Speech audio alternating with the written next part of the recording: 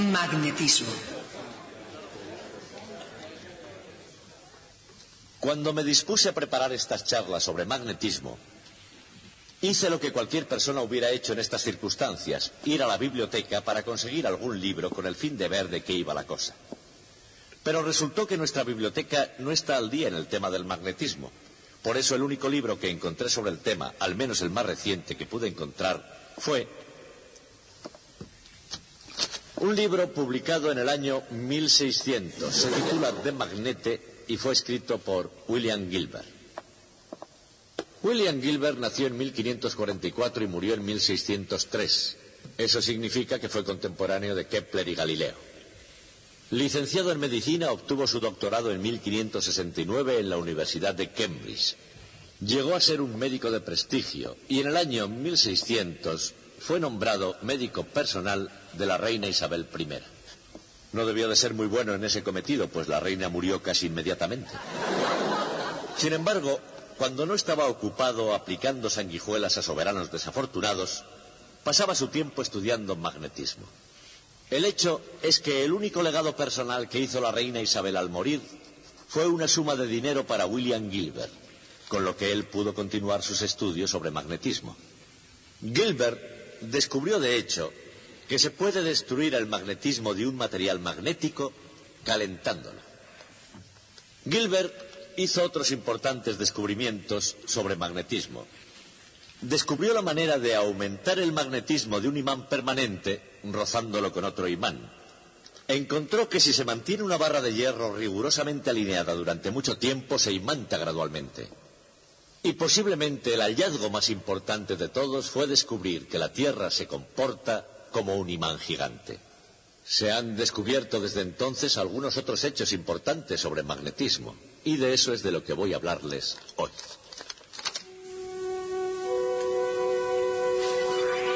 De todos los imanes que existen en la Tierra, ninguno es tan grandioso como la Tierra misma.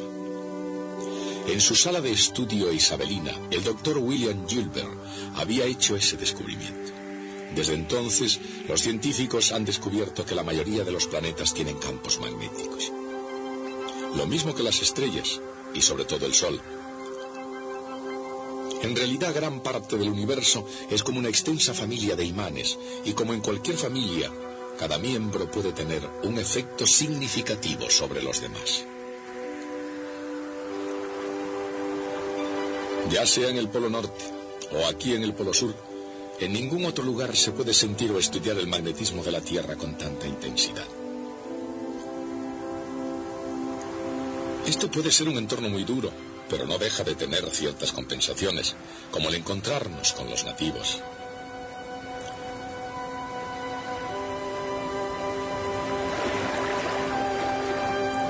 O poder ver la aurora, que es probablemente uno de los espectáculos más grandes de la Tierra. Se produce por partículas cargadas desde el Sol y dirigidas por el campo magnético terrestre. Pero, ¿qué es exactamente el magnetismo? Prácticamente todos hemos jugado alguna vez con imanes. De modo que todos ustedes conocen ya mucho sobre magnetismo. Por ejemplo, quizás sepan que se puede levantar con un imán una caja de papel, siempre y cuando esté llena de clips de acero, por supuesto. Imagino que también saben que no pueden utilizar un imán para levantar un trozo de aluminio como este, o un trozo de cobre como este. En otras palabras, algunos materiales son magnéticos y otros no. Una cosa que puede que ignoren ustedes es que se puede destruir el magnetismo de un objeto magnético con solo calentarlo. Por ejemplo, aquí tenemos un alambre de hierro. Pueden ver que es magnético ya que se sostiene al estar atraído por esta barra magnética. Destruiré el magnetismo de este alambre de hierro calentándolo. Lo haré haciendo pasar una fuerte corriente a través de él. Y mientras lo hago, verán que a medida que se calienta el alambre irá combándose. Y hará falta que lo ponga casi al rojo antes de que se desprenda del imán. Debo aplicar más corriente aún. Ahora miren, ahí está. Cuando se calienta suficientemente se destruye su magnetismo y el alambre cae. Ahora que he desconectado la corriente, se está enfriando. Cuando esté lo suficientemente frío, podré pegarlo al imán otra vez. Mírenlo.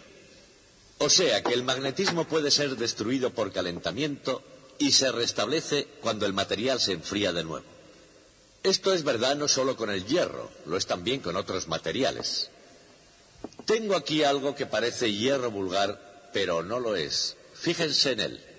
Este es un material muy poco común, conocido como gadolinio. El gadolinio no es magnético a la temperatura ambiente, es decir, no quedará pegado a la barra magnética. Y esto sucede solo porque la temperatura de la habitación es tan alta para el gadolinio que su magnetismo se ha destruido. Si lo enfrío un poco con respecto a la temperatura de la sala, volverá a ser magnético otra vez. Puedo hacerlo. Puedo enfriarlo sumergiéndolo en nitrógeno líquido. Observen. Tengo que mantenerlo aquí el tiempo necesario para que al enfriarse recobre su magnetismo. Ahora probamos de nuevo. Como pueden ver, ahora es magnético. En realidad solo es magnético por un lado, ya que solo enfrié uno de ellos. Si trato de hacer lo mismo con el otro lado, así, como ven, no se pega. Solo lo hará por el lado frío. Así. O sea, el magnetismo de los materiales se destruye por calentamiento, pero se puede recuperar de nuevo dejándolos enfriar. Caliente o frío, en la forma de un simple imán o en la grandiosa aurora, ¿cuál es la naturaleza esencial del magnetismo? La ecuación de la fuerza entre polos magnéticos se asemeja a la ecuación de la fuerza entre cargas eléctricas o la de la fuerza entre masas gravitatorias. Al igual que las cargas eléctricas, los polos magnéticos aparecen en dos formas llamadas norte y sur. Los polos opuestos se atraen y los polos iguales se repelen.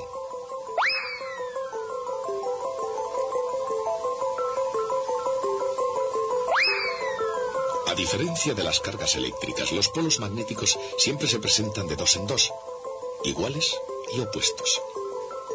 Si se intenta cortar un imán en dos para separar los dos polos, los puntos por donde se efectuó el corte crearán sus propios polos. De manera que cada fragmento continúa teniendo un polo norte y un polo sur. Y es esta única diferencia entre cargas eléctricas y polos magnéticos lo que nos lleva a la pregunta: ¿puede un único polo magnético existir por sí solo en algún lugar del cosmos? De acuerdo con ciertas teorías, sí que puede. Teóricamente, existen algunos polos magnéticos aislados llamados monopolos magnéticos y han existido desde y como resultado de la gran explosión o Big Bang. Pero si han conseguido existir esos monopolos magnéticos, ¿dónde se encuentran ahora? Numerosos científicos han estado buscando monopolos magnéticos, pero no se ha encontrado ninguno hasta ahora. En cambio, hay una gran cantidad de dipolos magnéticos por ahí. Los dipolos magnéticos son dos polos ligados para siempre, formando un único imán. Y nos llevan otra vez a William Gilbert. William Gilbert, el hombre que sentó los fundamentos para el estudio del magnetismo, representó a la Tierra como un imán gigante. La Tierra tiene un campo magnético intrínseco y efectivamente tiene mucho de imán gigante. Las líneas magnéticas de fuerza de la Tierra salen de la superficie en un hemisferio y entran en el otro. El esquema que siguen esas líneas de fuerza es muy similar al de las líneas de una barra imantada. El campo magnético de un imán con sus dos polos es semejante en su forma al campo eléctrico producido por dos cargas iguales y opuestas. La corriente eléctrica que recorre un anillo circular crea también un campo magnético de esta forma. Así también lo hacen cada protón, cada neutrón y cada electrón en el universo.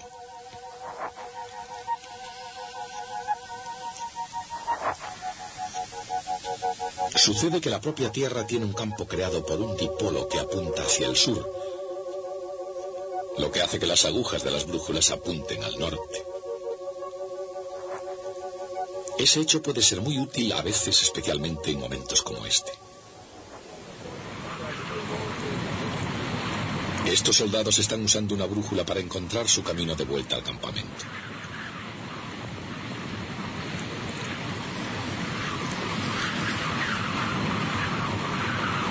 Soldados y navegantes han utilizado durante mucho tiempo la brújula para ir de un lugar a otro, por una colina o alrededor del mundo.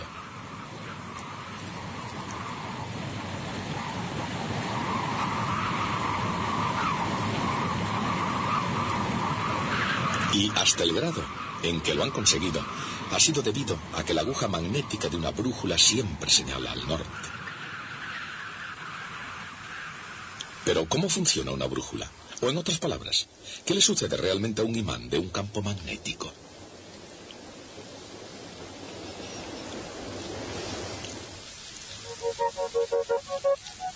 En cualquier campo magnético, un imán experimenta fuerzas iguales y opuestas en sus polos, de manera que tiende a alinearse con el campo.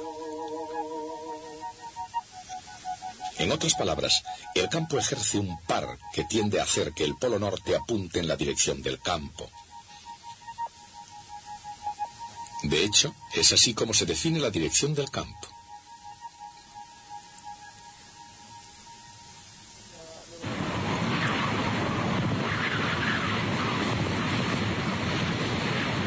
Sin importar el punto de destino, la aguja magnética de una brújula puede señalar el camino, porque se alinea con el campo de la Tierra. Al menos eso es lo que sucede aquí en la superficie. Pero, ¿qué sucede muy lejos por encima de la superficie de la Tierra?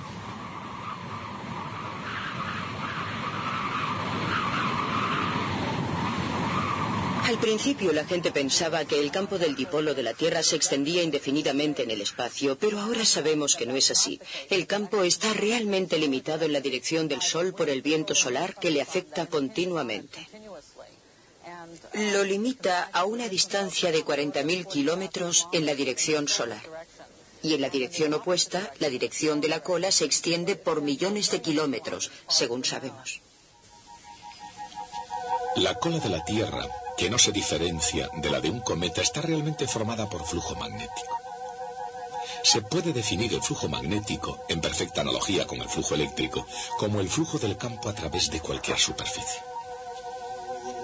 El flujo eléctrico a través de un pequeño elemento de la superficie es igual al área multiplicada por la componente del campo eléctrico perpendicular a él.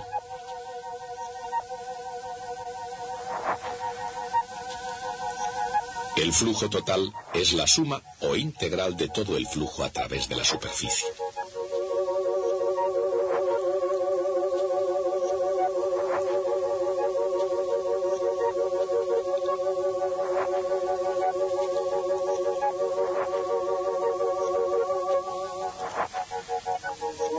El flujo a través de cualquier superficie cerrada es igual a una constante multiplicada por la carga en su interior. A veces se representa por Q partido por epsilon sub 0. Recibe el nombre de ley de Gauss.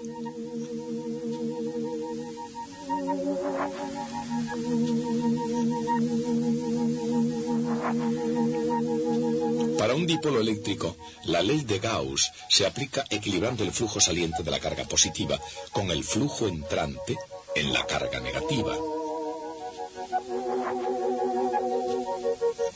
De manera que el flujo total, igual que la carga, es cero.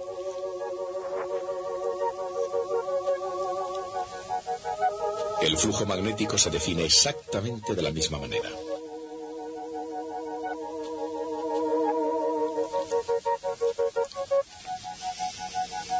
Conceptualmente, el flujo es una medida del número total de líneas de fuerza que pasan a través de cualquier superficie.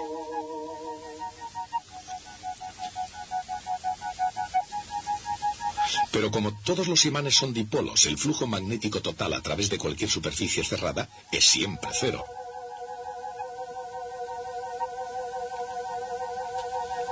El flujo saliente desde los polos norte está siempre compensado por el flujo entrante en los polos sur. Esta es la ley de Gauss para el magnetismo.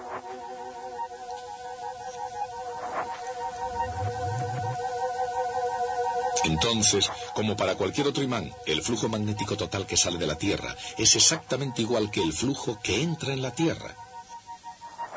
Pero, ¿de dónde viene el flujo de los planetas? El principal campo magnético de la Tierra sabemos que está producido por el flujo de corrientes eléctricas a gran escala en las profundidades de la Tierra. El campo tiene otras componentes, pero el campo principal, la componente dipolar, está asociada con esas corrientes.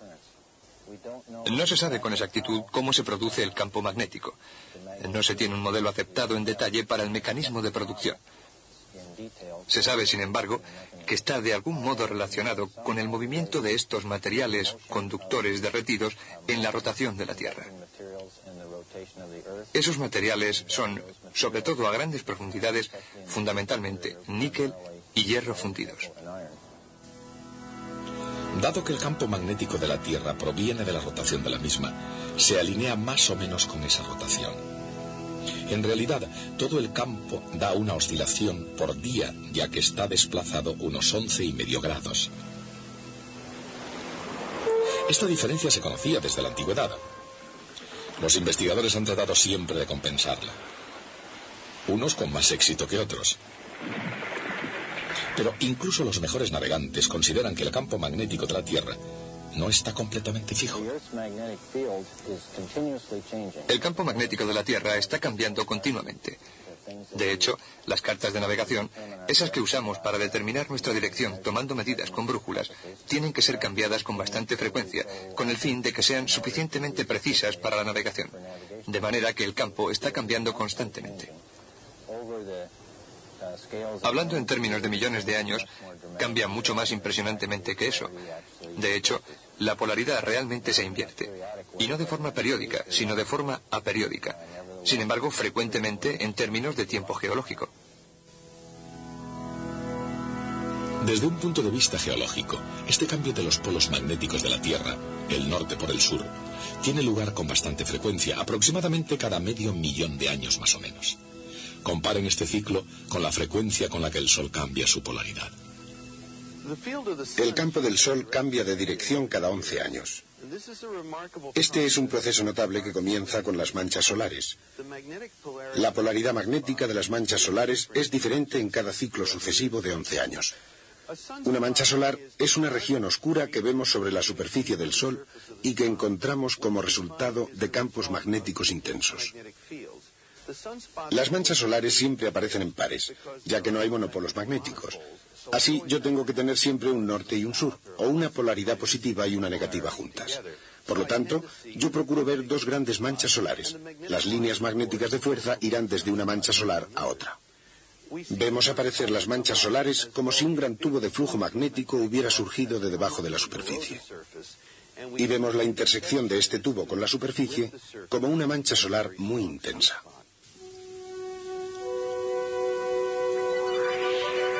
Las manchas solares muy intensas producen consecuencias muy intensas. Entre las más espectaculares están las llamaradas solares. También está el viento solar, no tan obvio, pero igualmente evidente cuando azota de repente causando estragos en el campo magnético de la Tierra.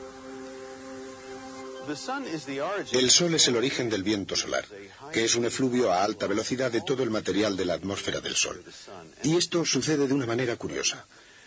La atmósfera exterior del Sol, llamada corona solar, está muy caliente.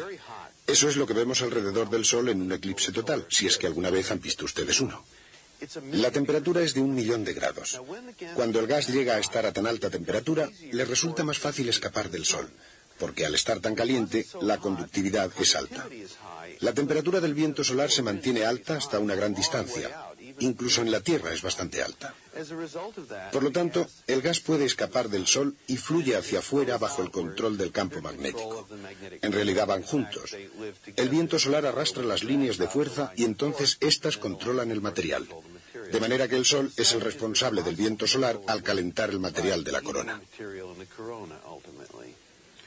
Si se tiene un gas de partículas cargadas en un campo magnético, estas pueden moverse con mucha facilidad a lo largo de las líneas de fuerza.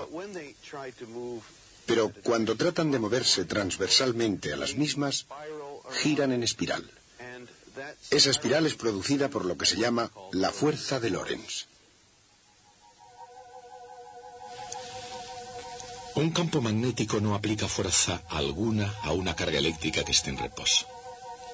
Sin embargo, si la carga eléctrica está en movimiento, existe una fuerza magnética llamada fuerza de Lorentz. Es perpendicular tanto al campo como a la dirección de movimiento de la carga. La fuerza se expresa convenientemente utilizando al producto vectorial.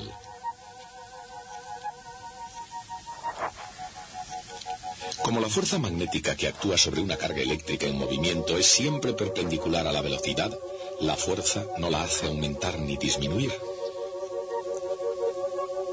En lugar de eso, las cargas tienden a seguir trayectorias, en forma de circunferencia o de hélice. En campos magnéticos no uniformes, las cargas eléctricas pueden ser atrapadas, como en el caso, por ejemplo, de los cinturones de radiación de Van Allen. Cerca de las regiones polares, las partículas cargadas se acercan a veces lo suficiente como para chocar con la atmósfera, emitiendo luz como los electrones al chocar con una pantalla de televisión.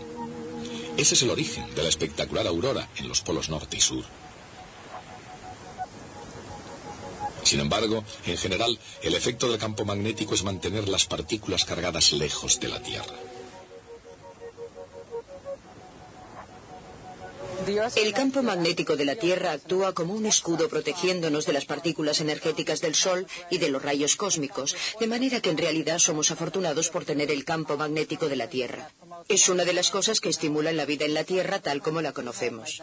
Algunos otros planetas tienen campos magnéticos. Júpiter, Saturno y Urano tienen campos magnéticos. Venus no tiene un campo magnético. Y en realidad, aunque antes la gente solía llamar a Venus gemelo de la Tierra porque son de tamaños similares y están casi a la misma distancia del Sol, ahora sabemos que no es ese el caso. Venus es como una Tierra en decadencia y la razón es que no tiene campo magnético que lo proteja como lo tenemos en la Tierra. Cuando William Gilbert proclamó que la Tierra se comportaba como un imán gigante, apenas se dio cuenta de que había dado con uno de los ingredientes decisivos que hacen posible la vida en la Tierra.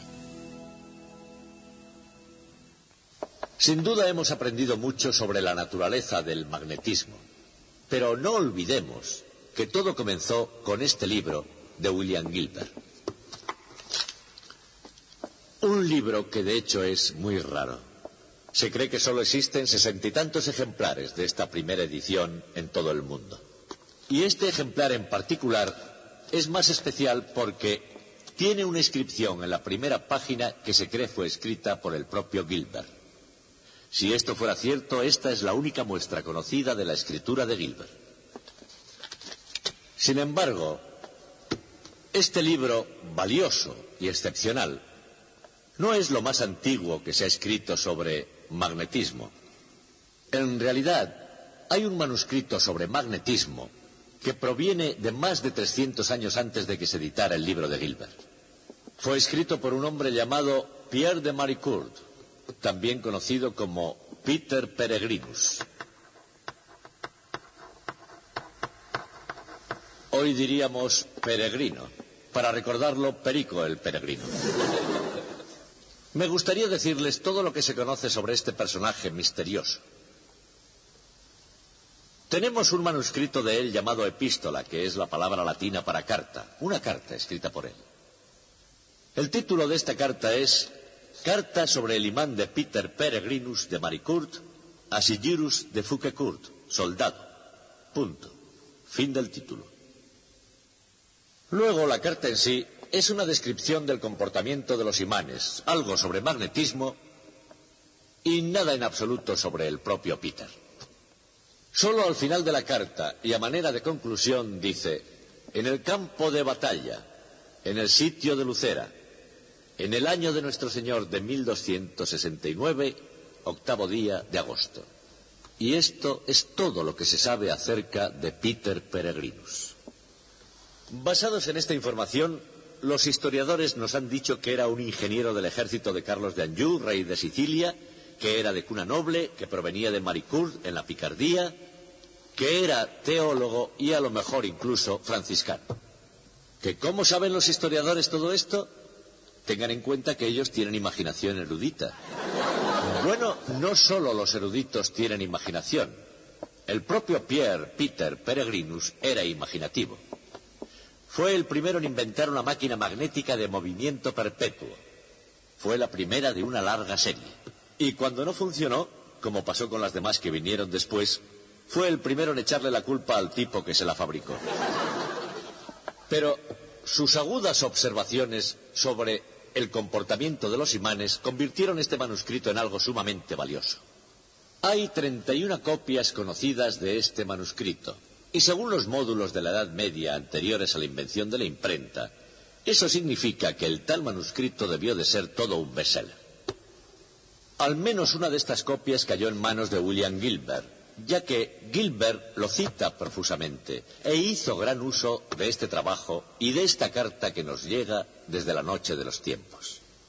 Y hablando de tiempo, se nos ha terminado. Así que ya saben, hasta el próximo día.